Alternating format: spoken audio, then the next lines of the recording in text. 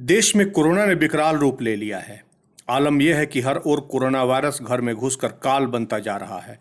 देश में स्वास्थ्य सेवाओं का बुरा हाल है। शमशान में लगी शवों की कतारें, हर ओर दर्द, बेबसी और लाचारी का आलम है। लापरवाही जान पर भारी पड़ रही है। उसके बावजूद भी सरकार, जनता सबक नहीं ले रही और इसकी वानगी है उत्तराखंड के हरिद्वार का महाकुंभ। आस्था के महाकुंभ के बीच अब कोरोना का कुंभ भी शुरू हो गया है। एक महीने के अंदर राज्य में कोरोना मरीजों के मिलने की रफ्तार में 8,814% की बढ़ोतरी दर्ज की गई है। इस ग्रोथ रेट को समझना है तो पहले कुछ आंकड़ों का एनालिसिस देख लीजिए।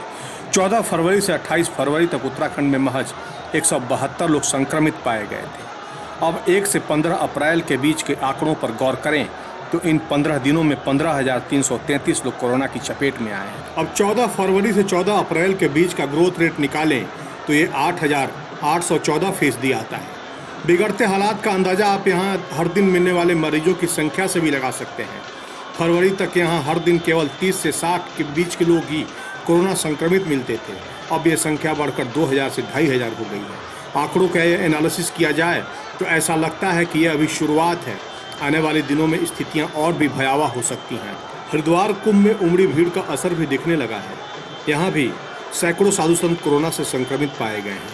हालांकि ये सरकारी आंकड़ा है, लेकिन संक्रमित साधुओं की संख्या इससे कहीं ज़्यादा हो सकती है।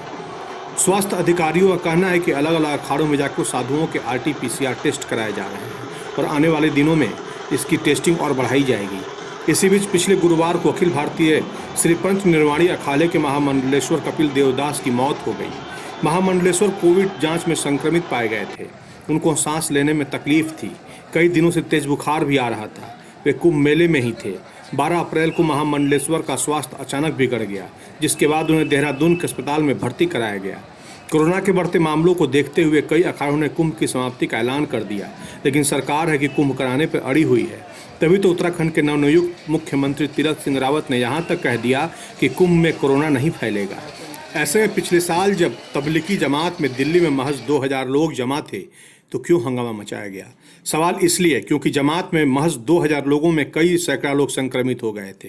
जब पूरे देश में जमकर हंगामा मचा था और जमात के संचालक पर FIR तक दर्ज कर लिया गया था, जबकि कुंभ में तो हजार ही नहीं बल्कि लाखों की संख्या में लोग पहुंचे थे, जहां कोरोना गाइडलाइन की जमकर धज्जियां उड़ाई गईं, लेकिन फिर भी देश का एक भी नेता ने इस पर सवाल नहीं उठाया। कुंभ के संचालक पर क्यों नहीं मुकदमा किया गया?